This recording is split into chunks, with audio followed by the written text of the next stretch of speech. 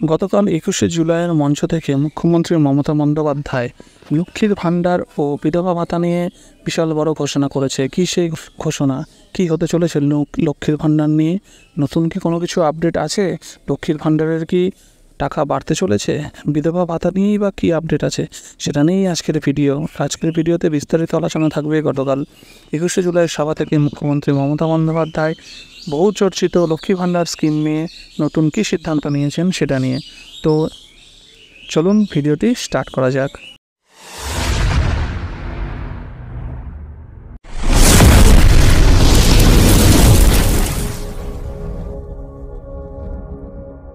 ভিডিওটি স্টার্ট করার আগে আপনাদের কাছে একটাই রিকোয়েস্ট, যদি চ্যানেলে নতুন হয়ে থাকেন তাহলে চ্যানেলটিকে সাবস্ক্রাইব করবেন এবং ভিডিওটি ভালো লাগলে ভিডিওটিকে একটি লাইক করে দেবেন।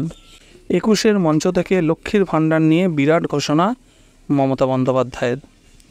লোকসভা ভোটে অন্যতম প্রধান ইস্যু হয়ে উঠেছিল লক্ষ্মীর ভাণ্ডার। রাজনৈতিক বিশ্লেষকদের মতে এই লক্ষ্মীর ভাণ্ডারের কারণেই গ্রাম বাংলার ঢেলে ভোট দিয়েছে মমতার তৃণমূলকে। ২১এর মঞ্চেও চলে এলো লক্ষ্মীর ভাণ্ডারের প্রসঙ্গ।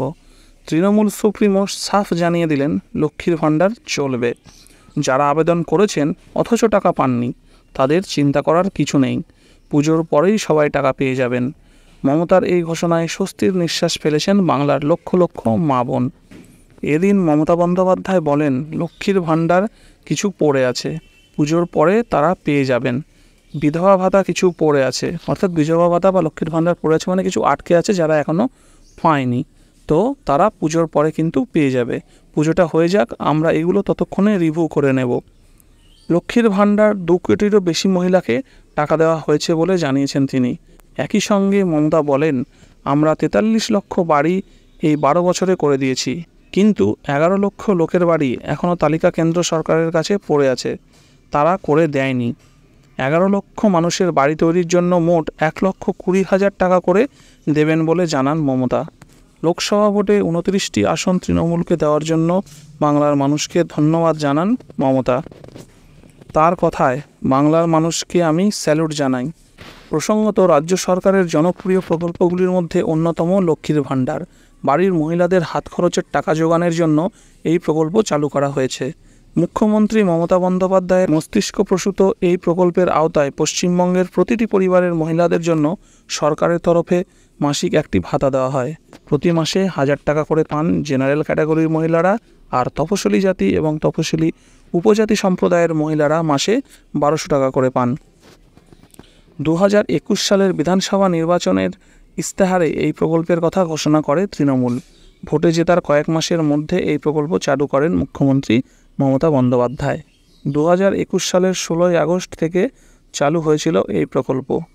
২৫ বছর বয়স থেকে শুরু করে ৬০ বছর বয়স পর্যন্ত মহিলারা লক্ষ্মীর ভাণ্ডার প্রকল্পে আবেদনের যোগ্য বলে বিবেচিত হন।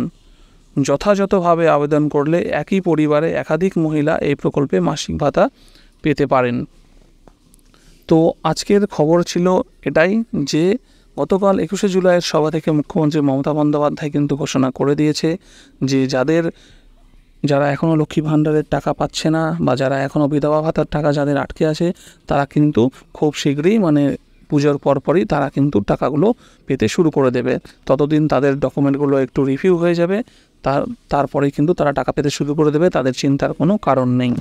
ঠিক আছে, তো ভিডিওটি ভালো লাগলে ভিডিওটিকে লাইক করো, চ্যানেলে নতুন হয়ে থাকলে চ্যানেলটিকে সাবস্ক্রাইব করে পাশে থাকা বেল আইকনটি প্রেস করে রেখো, যাতে ভবিষ্যতে এরকম গুরুত্বপূর্ণ তথ্য নিয়ে ভিডিও পোস্ট করব তোমাদের কাছে নোটিফিকেশন পৌঁছে যায়, তোমরা যেন ভিডিওগুলো দেখতে পাও। ততদিন ভালো থেকো, সুস্থ থেকো এবং ভিডিও দেখতে থাকো।